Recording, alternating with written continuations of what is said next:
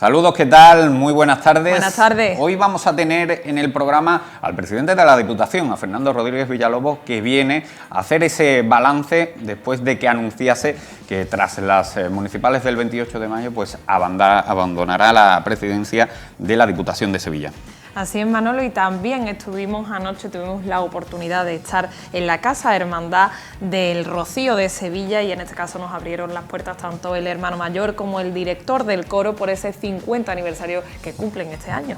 Y terminaremos el programa de hoy con un poquito de literatura porque viene la escritora Inma Chacón a presentarnos su nueva novela, El cuarto de la plancha. Bastante interesante la nueva novela de Inma Chacón, así que comenzamos ya, ¿no? Comenzamos, no se lo pueden perder.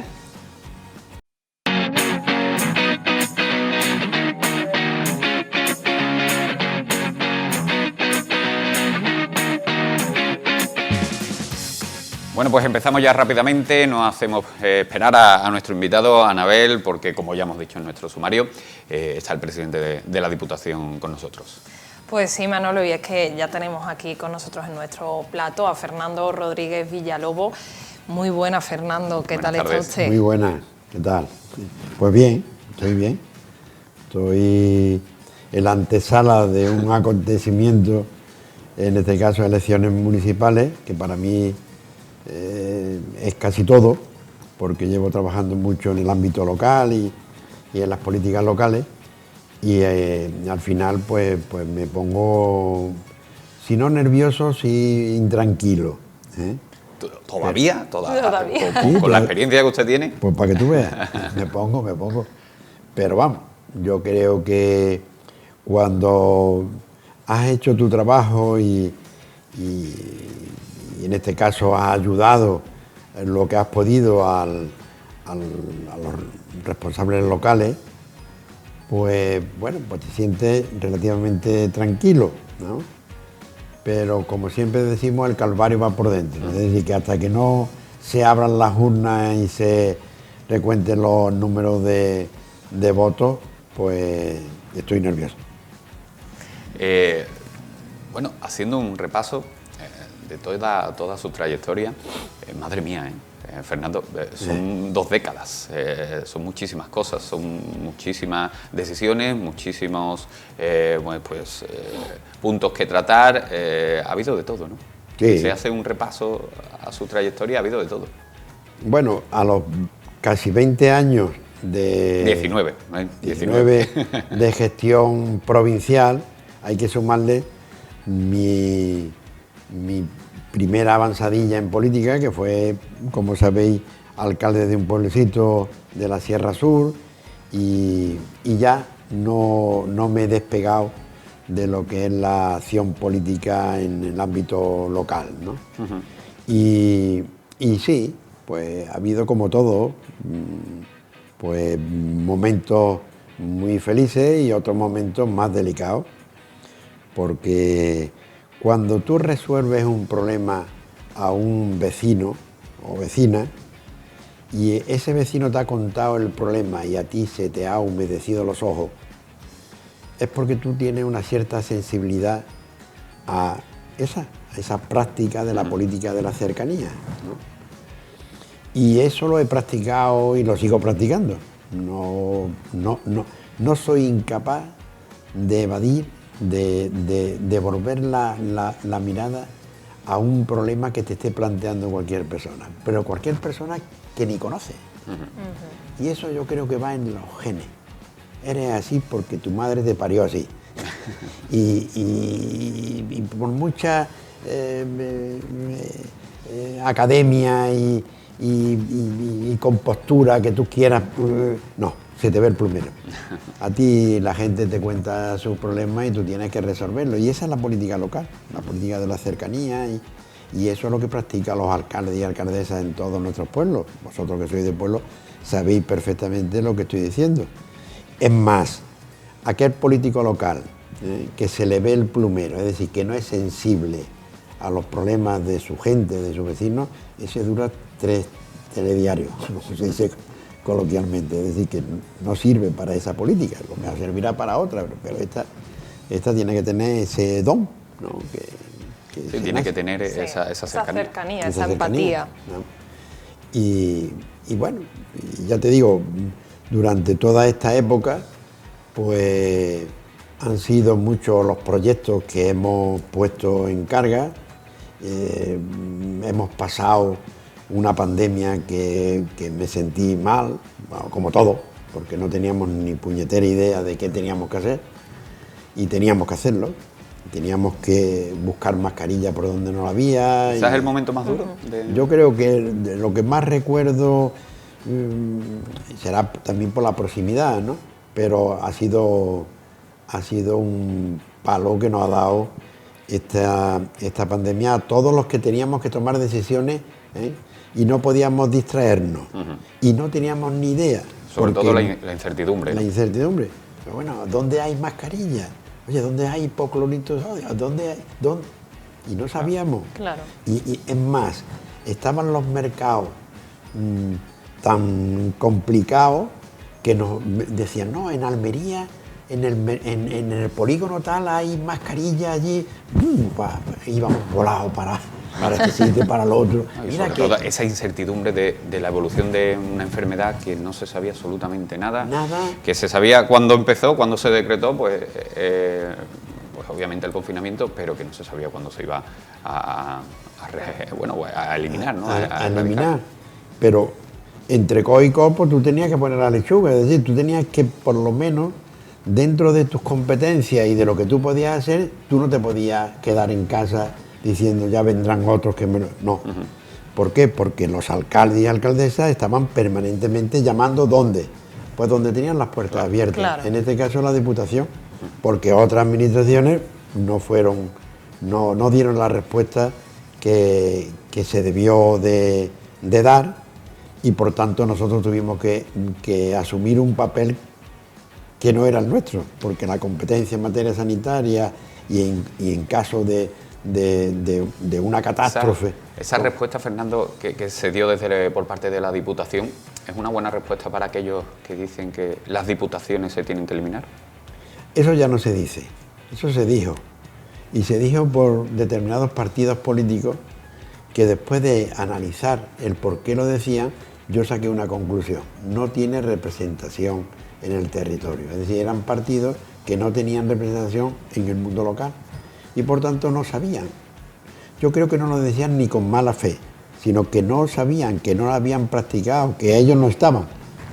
¿Qué ocurre? Que en las últimas elecciones, en el 2019, hay alguna representación ya, en algún pueblecito, en la Diputación, y ya ahí vieron y vivieron en primera persona pues lo importante que son las diputaciones, fundamentalmente para los pueblos más pequeños, los que tienen más dificultad de desarrollo, los más alejados de la gran urbe, que tienen más dificultad, y al final tú sacas una conclusión. Si no fuera por las diputaciones, ¿qué hubiesen sido por los pueblos menores de 20.000?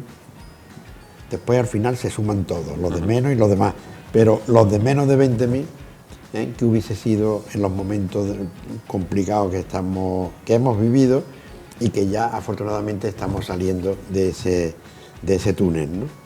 Presidente, creo también que ha hecho unas declaraciones a diferentes medios donde ha expresado usted que el 28 de mayo dará por concluida su etapa al frente de la Diputación Provincial de Sevilla. ¿Qué le ha llevado a tomar esta decisión?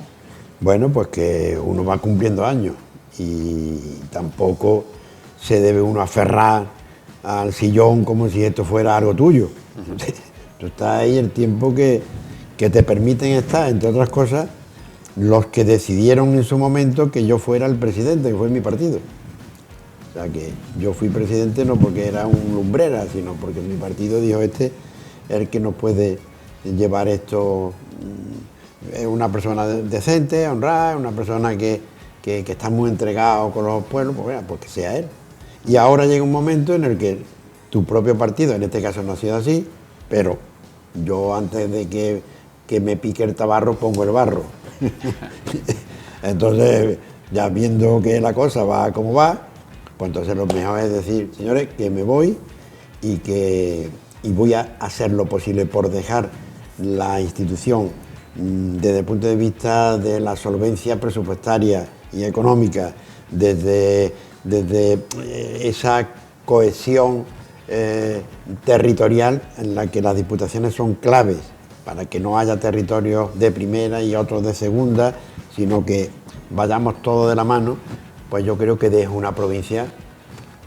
Vamos, eso le íbamos a preguntar precisamente, ¿cómo queda la Diputación Provincial de Sevilla pues ahora cuando se va? Queda bien. Queda bien porque la última liquidación que hemos hecho hace días, pues resulta que cuando liquidamos el ejercicio anterior, el 2022, pues tenemos de nuevo remanentes positivos por 360 millones de euros, remanentes positivos, que puedes emplearlo, si no hay exenciones, o sea, si la regla de gasto y la estabilidad presupuestaria, pues seguimos con esa con esa buena decisión que tuvo el Gobierno de España de dejarnos que pudiéramos emplear esos remanentes positivos, porque si no estarían en las cuentas corrientes de las diputaciones, pues yo creo que dejo una diputación desde el punto de vista de la solvencia presupuestaria y económica, bien, ¿no? Y bueno, la provincia de Sevilla, si te dan un paseo, y vosotros que sois de pueblo lo podéis comprobar, lo comprueban mejor los que han vivido la época anterior donde la infraestructura y el equipamiento era prácticamente nulo. Hablar de instalaciones deportivas, de instalaciones culturales, de buenos viales, de buenos espacios de convivencia en los pueblos, como que no. Estoy hablando en la década de los 80, que tuve la posibilidad de vivirlo en primera persona como alcalde de un pueblecito, ¿no? Las calidades de los pueblos está sobre todo en la cantidad de personas pues que lo siguen habitando, ¿no? Y que se han marchado a pueblos y que de Sevilla se trasladan también a vivir a pueblos cercanos. Pero eso no es fruto de la casualidad. O sea, la gente no es tonta. La gente, cuando tú le preguntas, oye, ¿usted dónde le gustaría vivir? ¿En un pueblo? Y te dicen que en los pueblos. ¿Por qué? Porque tengo los servicios mínimos que se necesitan para vivir en condiciones. Tengo mi colegio para mi niño, para que no haya problemas, tengo mi centro sanitario a una distancia inferior a media hora, tengo un espacio escénico para practicar en mi pueblo pues cuestiones de cultura pues tengo. Y claro, cuando tú dices que en la provincia de Sevilla no hay ningún pueblo, por muy pequeño que sea, que no tenga un campo de fútbol, de césped artificial, sus pistas de pádel, sus pistas de... Eso, en esa década de los 90 ya le doy yo fe que no existía, claro que no existía. Ni se imaginaba. Claro. La rodilla, Sí, la rodilla y los muslos dan fe de ello. Dan fe de ello. Pues tú imagínate en mi generación. Ya. O sea que al final, pues yo creo que hemos avanzado, y eso nadie lo pone en cuestión. Yo creo que, ¿no?, hemos sido capaces de, como hay que hacer la distribución de fondos, atendiendo fundamentalmente que al más pequeño hay que aplicarle coeficientes correctores en positivo, es decir, hay que distribuir los fondos de manera que al más pequeño, al que tiene más dificultad, pues un poquito más, un poquito más. De signos políticos, a todos por igual. Aquí no hay porque tú seas, porque no dejas de ser. O sea, al final yo creo que ha habido limpieza, transparencia en la Diputación. Yo hablo de la que tengo la responsabilidad, ¿no? Y podría decir que a las demás le ocurre exactamente igual, pero la que yo doy fe es la que yo presido y la que tengo que dar cuenta pues permanentemente. Yo creo que ha habido transparencia, ningún grupo político prácticamente con representación casi cero, pues ha tenido las mismas infraestructuras y las mismas que uno que haya tenido más número de concejales. Y todo ello, Fernando, gracias al Plan Actúa, al Plan Contigo, dos planes que siguen vigentes, que están en vigor y que siguen hacia adelante. El Plan Actúa y el Plan Contigo es como consecuencia de las exenciones fiscales que el Gobierno de España pues nos permite hace un par de años, 3, y eso pues al final fuimos capaces de concentrar en esos dos planes 470 millones. Antes habíamos obtenido también superávit y pusimos en marcha los planes superávit, de otros 300 millones. Que se pudieron sumar. Que se pudieron sumar. Son 470 más 300, 770, más la liquidación que os he comentado, estamos hablando de casi 1.000 millones de euros. Extraordinario. Bueno, pues eso al final se tiene que notar. Y se tiene que notar porque también hemos tenido cierta sensibilidad.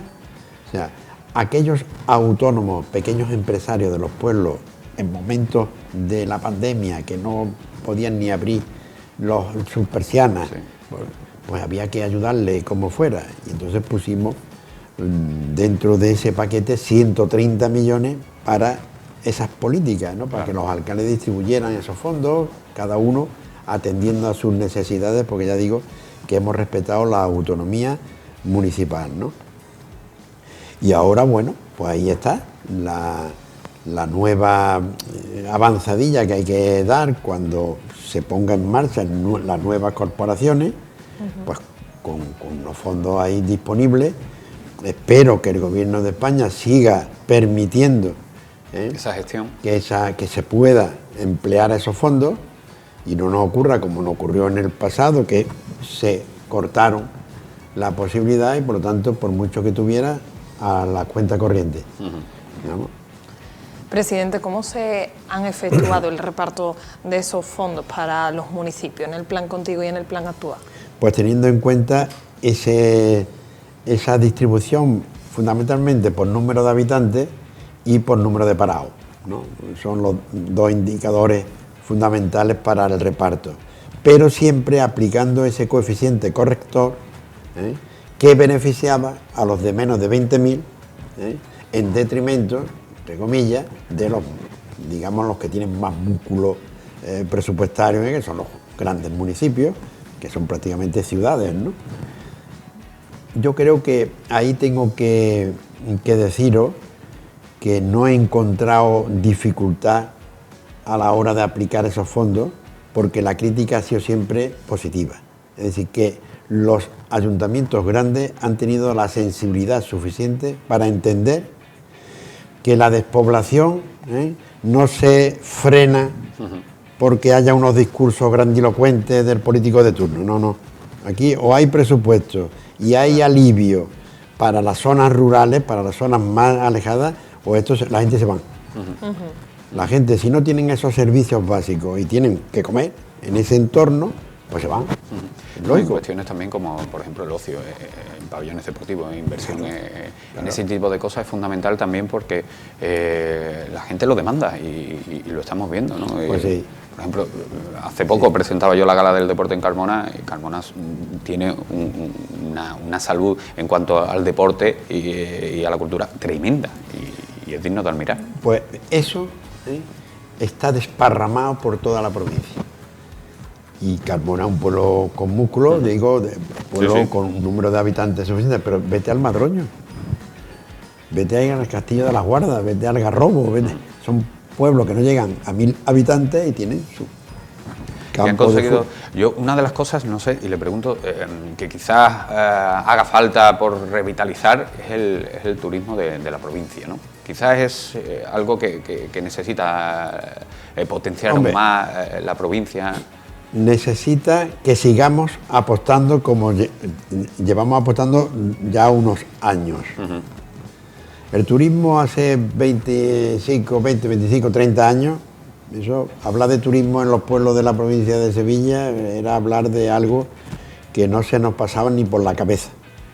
Sin embargo, analizando cuáles eran nuestros potenciales y si éramos o no atractivos para aquellos que nos visitan, pues dijimos, vamos a poner la carne en el asador, vamos a ir de la mano de los empresarios, de los pequeños empresarios que hay en los pueblos, ¿estamos? Con la Confederación Empresarial Sevillana, en cual hay una relación muy fluida y buena, ¿no? Y vamos a escuchar la demanda que nos hacen los que arriesgan su dinero, ¿no? Y empezamos a caminar. Hoy la provincia de Sevilla, que es un turismo de interior, ahí están las cifras. O sea que hablar de turismo de naturaleza, turismo activo, el turismo religioso, porque nos estamos inventando permanentemente Eso el sevillano sí lo ha notado mucho, ¿no? Yo creo que eso es un trabajo también que hay que elogiar por parte de la Diputación, dar a conocer la provincia para el sevillano, pero yo voy un poco más allá y es para el turista pues, extranjero que nos visita de fuera, que se acerque también a los pueblos de la provincia. Y se acercan, afortunadamente ya se están acercando. Es verdad que, como yo siempre digo, la sombra de la Girarda es muy alargada. Claro. Y cuesta, claro, porque el turista viene a Sevilla, no se le pasa por la cabeza, a no ser que le ofrezcas tú un paquete durante los 5 días, los 4 días que están en Sevilla, pues uno de ellos lo va a dedicar a visitar Carmona o a visitar Utrera o a visitar cualquier parte, o si le gusta la naturaleza, pues coja usted que en 1 hora se mete usted en el corazón de la parte norte de un parque natural de la Sierra Norte. O sea que tenemos datos suficientes como para estar, bueno, si no autocomplacientes, pero sí estar orgullosos de haber hecho un trabajo serio, riguroso y que tiene camino. Porque ese camino, pues lógicamente hay que inyectarle muchos fondos, muchos presupuestos y que la creatividad y la iniciativa del político y del empresario local pues estén jugando ese papel que hasta ahora yo he logrado pues hacer de puente. Y hoy pues te vas al patio de la Diputación, no sé si lo conocéis, sí. Y ahí pues bueno, desparramamos todo los potencial que tenemos en nuestro pueblo, ¿estamos? En las muestras de la provincia. En las muestras de la provincia. Yo creo que el turismo no se le puede poner techo, porque esto va bastante bien, pero podíamos haber hecho más. Pues claro, siempre se te queda eso. Claro. Pues podíamos haber hecho, pero yo creo que, por lo menos eso es lo que dicen los empresarios, preguntarle a los empresarios, que yo creo que eso es un termómetro. A los pequeños y medianos empresarios de nuestros pueblos, ¿no? Yo creo que ha merecido la pena. Presidente, en estos 19 años ha intentado impulsar usted mucho también el municipalismo. ¿Cómo concibe o qué significa para la Diputación y para el propio presidente la autonomía municipal? El municipalismo, la práctica del municipalismo es no hacer acciones que no tengan que ver nada con los pueblos de la provincia. Que eso también muchas veces las instituciones supramunicipales pues nos gustan mucho pues los protocolos, el estar aquí, el estar allí, el pertenecer al Consejo de Administración de Cartuja no sé qué, de Cartuja no sé cuánto. Y yo cuando entré, lo primero que pensé, ¿qué acciones debe de llevar a cabo la Diputación de Sevilla que afecte solo y exclusivamente a nuestros pueblos? Y vamos a dejar otras cosas en un segundo plano. Porque si esto de segundo plano lo pones en primer plano, hay que alimentarlo presupuestariamente. Por lo tanto, si tú lo alejas, pues ya tienes ahí un paquete presupuestario que aplica ¿a dónde? A los pueblos. Eso cuesta alguna crítica, ¿no? Alguien que te llame que somos catetos. ¿Podemos decir entonces que su mandato ha sido...? Pero ahí hemos estado los catetos, ahí hemos estado, ¿sabes? Y ahora pues ¿y cómo se ha revitalizado? Ahora todo el mundo dice, muy bien, pues eso está correcto. Sí, pero hace 20 años no era tan correcto, para algunos, ¿sabes? Yo tenía libertad plena por parte de mi partido político para actuar de esa manera y actué.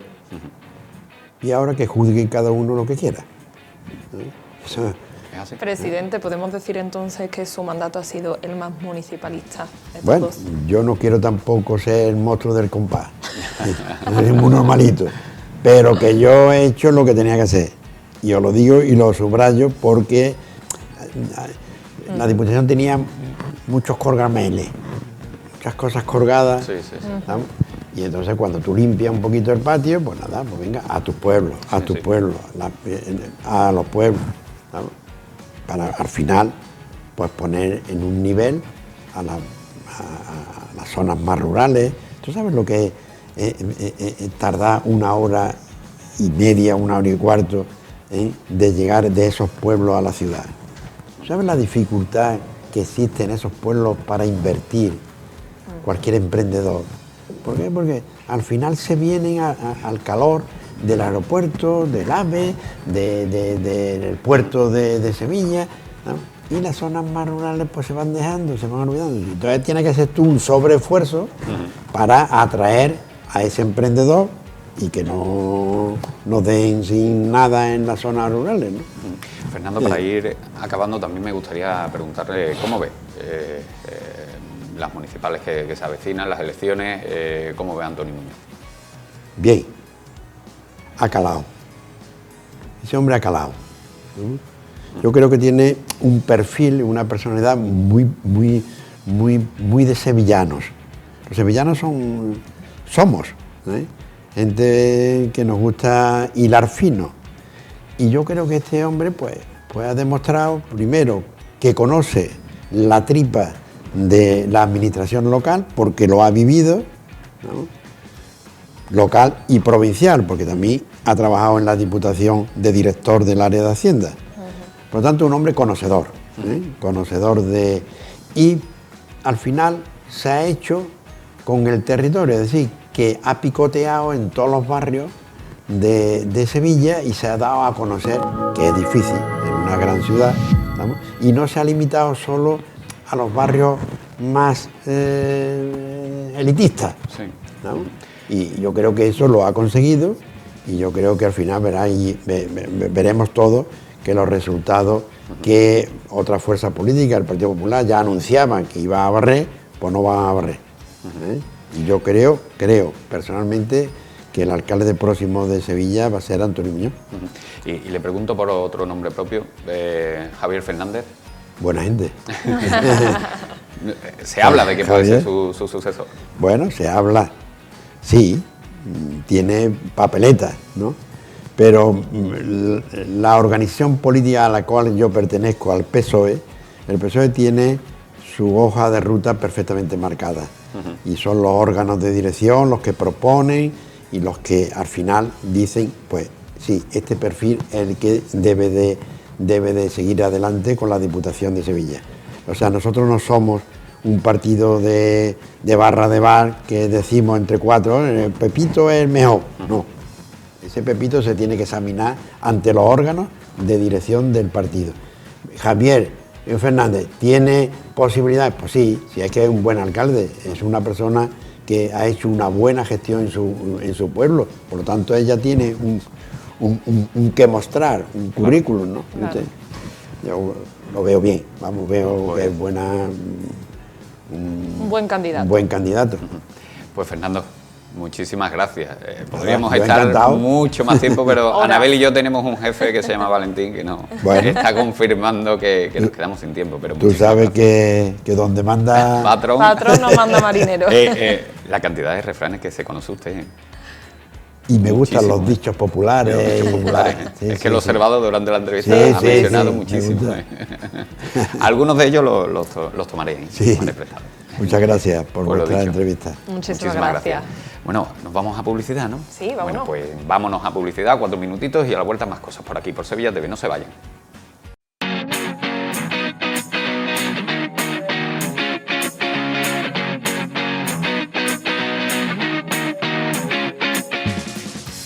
Encaramos ya la segunda parte de nuestro programa y antes de continuar tenemos que hablar de ese plan amistad que tenemos en PTV Telecom, porque si forman parte ya de él y se traen a un amigo, pues podrán disfrutar de un descuento en su tarifa anual de 60 euros y además podrán conseguir un sinfín de regalos como los que pueden ver en este QR que aparece en pantalla y también entrando en la página web www.planamistad.com. Además, llamando al 1650 se pueden informar absolutamente de todo. Y ahora sí, continuamos, seguimos y estuviste ayer en un sitio muy especial y muy bonito, ¿eh? Qué Así suerte fue, tienes. Manolo. Hombre, una suerte espectacular porque además Manolo, nos abrieron las puertas de la Casa Hermandad del Rocío de Sevilla y la verdad es que nos atendieron estupendamente. Estuvimos primero con el hermano mayor, con Gabriel Rojas, al que entrevistamos sobre todos los preparativos que están teniendo pues en estos días previos ya a irse a encarar ese camino del Rocío 2023, y también tuvimos la oportunidad de entrevistar al director del coro de la Hermandad del Rocío de Sevilla, en este caso nuestro amigo Quino, que también pues nos atendió estupendamente. Y es que se cumplen, Manolo, 50 años, el 50 aniversario del coro de la Hermandad del Rocío de Sevilla, y despedimos, como no podía ser de otra manera, pues cantando. Maravilla, una maravilla. Pues bueno, vamos a verlo y así nos vamos ya, vamos cogiendo cuerpo de lo que viene, de lo que se avecina.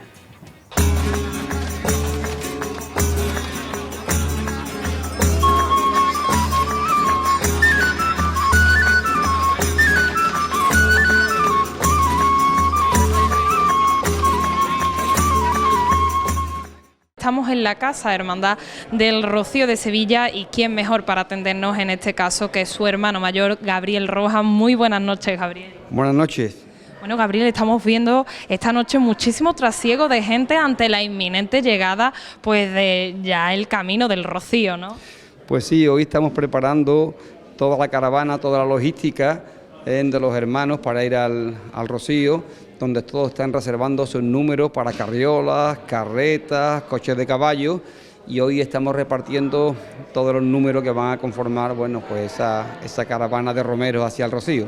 Y bueno, estamos aquí constantemente en este tipo de actividades. Hermano mayor, este año tendremos más personas que formarán parte de la Hermandad de Sevilla en el camino del Rocío. Yo creo que sí, es muy difícil de saber el número, puesto que esto no es como las hermandades de penitencia que tienen las papeletas de sitio, sino que las personas pues se van incorporando al camino y van yendo y viniendo, y realmente no se puede saber exactamente cuántas personas, pero yo calculo que entre 2.000 y 3.000 personas van a ir con la Hermandad de Sevilla este año. ¿Cómo se viven estos preparativos aquí en la Casa Hermandad? Porque supongo que ahora estaréis hasta arriba de trabajo también. Bueno, pues se vive con ilusión, con emoción, pero también con mucha responsabilidad, porque lógicamente tener la responsabilidad de llevar a tantas personas con distintos tipos de vehículos, tener presente que van tractores, remolques, bueyes, coches de caballo, es un poquito, eso tiene una gran responsabilidad por parte de la Junta de Gobierno.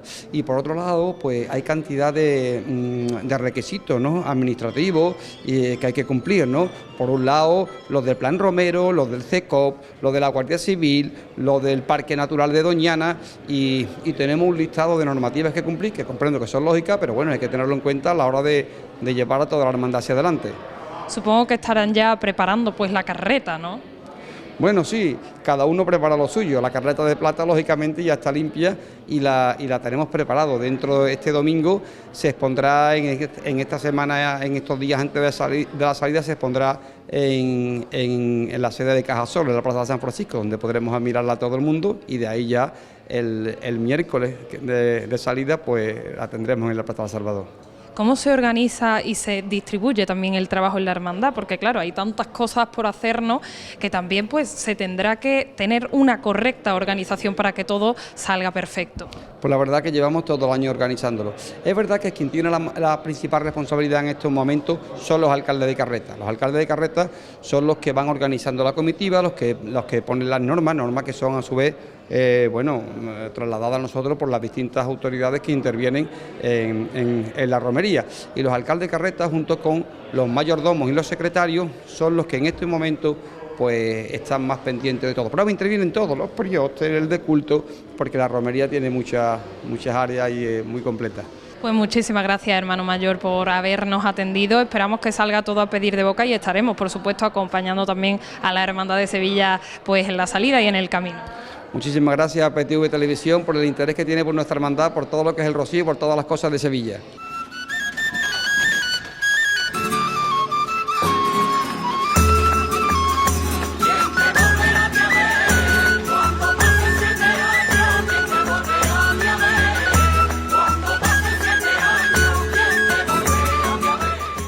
Ya estamos con Quino, el director del coro del Rocío de Sevilla. Muy buenas noches. Buenas noches y bienvenidos a la Casa Hermandad del Rocío de Sevilla.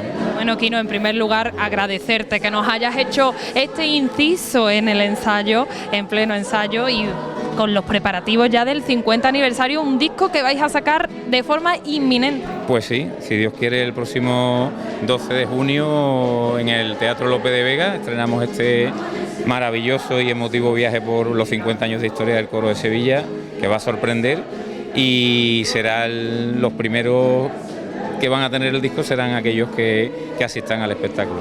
Además creo que estáis en plena también audición a la hermandad, ¿no?, de esos temas. ¿Cómo lo lleváis?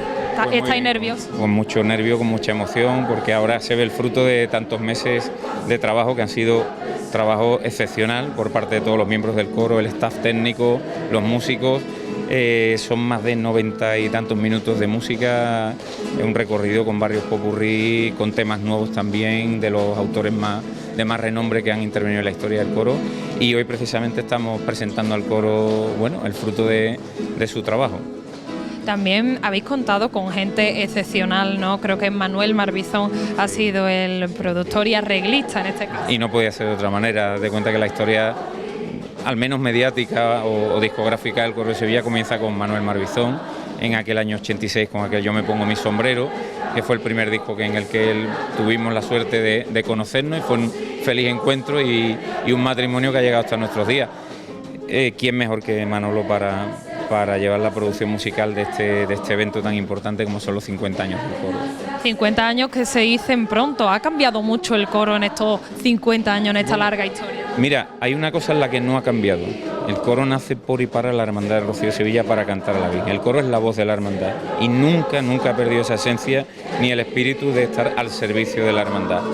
Han cambiado las personas, lógicamente. El coro es un ir y venir constante de personas, pero podemos contar con orgullo que durante 50 años ininterrumpidos el Coro de Sevilla ha estado al servicio de su hermandad.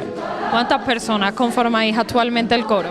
Bueno, actualmente la verdad que es algo bastante singular, porque de cara a este cincuentenario tuvimos la idea de unir a dos generaciones, y entonces es un número inusual. Actualmente estamos en el orden de 65, 70 personas, pero mira, ocurre algo muy bonito. Están cantando padres con hijos, tíos con sobrinos, esas familias que están celebrando este cincuentenario como componentes del coro, y la verdad que es muy emocionante. Sí, al final son tradiciones que se heredan. Efectivamente, y que no se pierdan, ¿no? Piensa que este cincuentenario, este trabajo discográfico, lo hemos hecho por y para la juventud de la hermandad, sin el empuje de la juventud, sin su ilusión, sin nuestra responsabilidad de darle su sitio y que sean ellos los que tomen el testigo de esta maravillosa historia que es el Coro de Sevilla. No hubiéramos hecho nada sin los jóvenes, la verdad. ¿Cómo se vive en el coro estos días previos ya al Camino del Rocío? Bueno, pues la verdad que tenemos como dos vidas paralelas, ¿no? Porque tenemos los preparativos del coro, del disco y tal, y bueno, luego cada cual tiene sus preparativos de su camino, de nuestra romería. El coro tiene una presencia constante en el camino de la hermandad. Interviene en todas las liturgias que se celebran en el camino, el rosario, nuestro ángelus y las misas, y el coro tiene su protagonismo, por supuesto.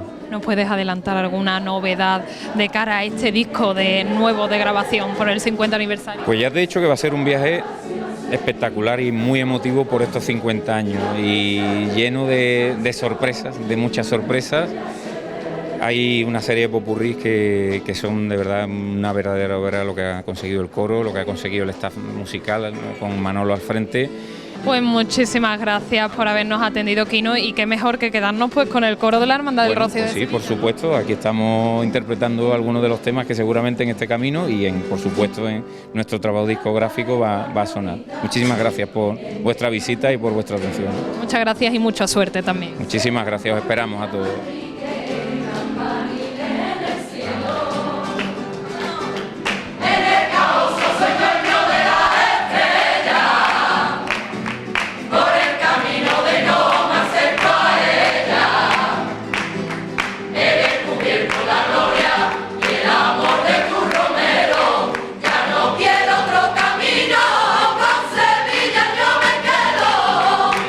Y no dejaré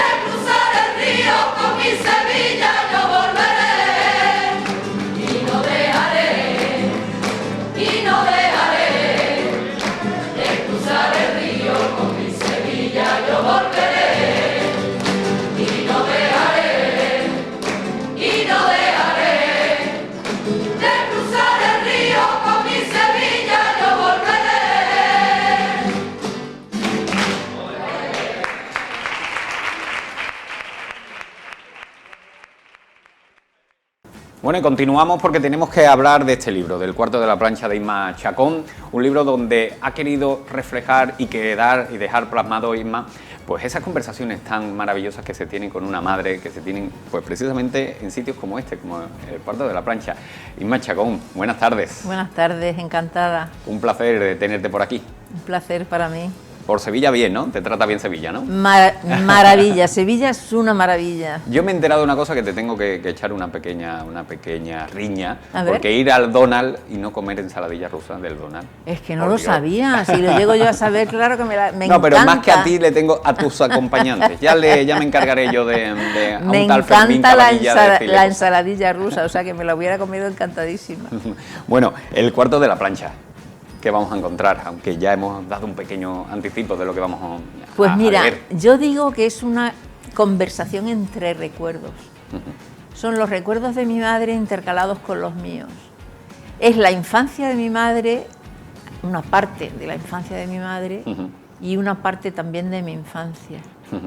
La memoria de mi madre y mi propia memoria, engarzadas de alguna manera a través de recuerdos que pueden evocar, sus recuerdos evocan los míos propios y eso es lo que he intentado reflejar. Al principio era un libro de anécdotas, de las anécdotas que me había contado a mí mi madre, que ya en el último periodo de su vida las repetía mucho. Ella se acordaba mucho de su infancia, de su madre, y decía mucho, me acuerdo mucho de mi madre, ¿será que me voy a morir? Mi madre murió con 96 años, su ciclo ya se estaba terminando, estaba clarísimo. Yo viví con ella los 2 últimos años y en esos 2 últimos años pues me contó muchas anécdotas ya repetidas, ya conocidas, pero también me contó algunas nuevas y eso lo quise reflejar para acordarme siempre de su voz. Para ti la familia es lo más importante, es muy especial y has escrito mucho de tu familia. Sí, fíjate, una vez me preguntó un periodista que por qué tenía tanta importancia la familia en mis novelas y yo no me había dado cuenta. Y en todas mis novelas tiene mucho protagonismo la familia, pero en esta en concreto es que es mi propia familia. ¿Y por qué tengo yo esa obsesión con la familia? Porque a mí me parece que la familia es el ancla en el que poder agarrarse para no hundirte, ¿no? Es el ancla en la que te puedes sujetar, a través de la cual puedes también realizar tus sueños. La familia para mí es un soporte, es un apoyo grandísimo y yo tengo la suerte de tener una familia muy bonita, una familia numerosa, que hemos vivido una infancia muy bonita, que hemos tenido una adolescencia un poco dura porque se murió mi padre cuando éramos muy pequeños y hemos tenido muchas carencias afectivas. Mi madre se puso a trabajar, nosotros estuvimos internos y entonces hemos tenido carencias en ese sentido, pero por otro lado eso nos ha unido mucho también y sobre todo la admiración por mi madre nos ha unido muchísimo. ¿En cualquier familia hay para escribir 100 novelas, por lo menos? Por lo ¿Hay menos. historia para escribir 100 novelas? Mira, yo digo muchas veces que todas las abuelas tienen una novela, todas. Yo he escrito una novela inspirada en mi abuela materna, otra inspirada en la abuela de un amigo mío, otra con retazos de mi abuela también paterna, o sea que las abuelas son una fuente inestimable de inspiración. Muchas veces nosotros, ¿no? Yo por ejemplo, que no soy escritor, y contamos historias de nuestras madres o vivencias de nuestros padres y las contamos y parece que incluso no le damos la importancia o no sabemos transmitir la importancia que tienen esas anécdotas y esas vivencias. Porque, por ejemplo, lo que usted cuenta en su nueva novela, mi madre tuvo que emigrar del pueblo, tuvo que salir del pueblo, pero claro, y se queda así en una frase y no parece tener la importancia, el esfuerzo, sobre todo el esfuerzo y la fuerza que eso significa, ¿eh? Es que es cambiar una vida completamente. Totalmente, es empezar a vivir otra vida. Mi madre se tuvo que ir porque mi padre murió y nosotros vivíamos en Zafra y en aquella época no había, en Extremadura no había universidad, no hubiéramos podido estudiar, ni siquiera aunque hubiera habido universidad, porque claro, la gente de Zafra tiene que irse a estudiar, claro, a Cáceres o a Badajoz, en aquella época se venían a estudiar a Sevilla o a Salamanca o a Madrid. Claro, mi madre no iba a poder soportar esa carga económica porque éramos 9. Y ella decidió que donde estaba la universidad, donde estaba el futuro de sus hijos era en Madrid, y se cogió a sus 9 niños, el mayor de 14 años y el pequeño de 5, y se fue a vivir a Madrid y a buscarse la vida, porque se tuvo que buscar la vida. Sí, claro, con una mano delante y otra detrás, porque ahora con internet y todas estas cuestiones podemos encontrar trabajo y ya vamos más a tiro hecho y encontramos absolutamente todo, pero antes era una aventura completamente. Se arriesgó y la verdad que le salió bien, pero se arriesgó mucho, claro. Es un homenaje a su madre, pero a todas las madres de nuestro país, de España. Yo creo que las madres son el motor de la familia. Los padres también, pero la madre es como... Es la que el nexo de unión. Es la que más empuja, y muchas veces sin darse cuenta de que lo hace. Mi madre, yo siempre digo que nosotros somos un clan, y mi madre era la matriarca del clan, pero ejercía ese matriarcado sin darse cuenta. Era una mujer muy dulce, muy tranquila, muy tímida, y tenía todo el poder de una familia muy numerosa, porque somos ya 60 y tantos. Y en casa de mi madre no se hacía nada que no quisiera mi madre, pero no se notaba que era así, ¿no? Porque era siempre con mucha mano izquierda y siempre respeto. Sobre todo nos enseñó muchísimo a respetar al otro, siempre desde el respeto. Claro. ¿Ha sido un libro fácil de contar, fácil de escribir? Ha sido un libro complejo de escribir, sí. Es un libro en el que yo he reflexionado mucho. He reflexionado. Y ha debido de tragar mucha saliva en muchas situaciones. Sí, ¿no? Me ha servido mucho para curarme. Los libros curan, escribir cura mucho, y leer también. Y más si escribes de tu propia familia, de tu propia vida, claro, de tus propias anécdotas. Cuando empecé a escribir la novela, mi madre vivía, pero cuando la terminé, mi madre ya no vivía. Por ese detalle también le quería preguntar, porque creo que le he escuchado en alguna entrevista, que quería concluir la novela justamente pues cuando tristemente falleció su madre, pero que decidió prolongarla un poco más para transmitir más cosas, más vivencias. Es que yo empecé la novela pensando que iba a ser una novela corta. No pensando que iba a ser una novela, pensando que iba a ser un libro de cuentos corto. Solo con las anécdotas de mi madre. Anécdotas que nos había contado toda la vida y que sabíamos, porque mi familia, sus abuelos habían emigrado a Filipinas, mi abuela nació allí en Filipinas, entonces tenían una vida muy curiosa y muchas anécdotas de cuando vivían en Filipinas, que nos había transmitido a nosotros. Y en principio yo lo que iba a contar eran las anécdotas familiares, sobre todo las de ultramar. Pero de pronto cuando empecé a escribir, me empezaron a surgir mis propias anécdotas. Y no fue algo premeditado de decir, voy a terminar el libro cuando mi madre ya no esté, no. Lo que pasa es que llegó la pandemia. Y en la pandemia a mí se me quitaron las ganas de escribir. Yo no era capaz de escribir, no tenía suficiente concentración ni para escribir ni para leer. Y el libro se quedó aparcado.